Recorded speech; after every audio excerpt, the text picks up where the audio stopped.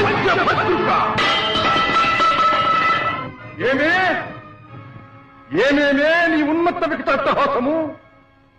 ఎంత మరువై ఎత్తిరించను మరపును పురాక హృదయ నిరాయమానములైన నీ పరిహాసారాములే నా కర్ణపటములు బయ్యలు చేయుతున్నవే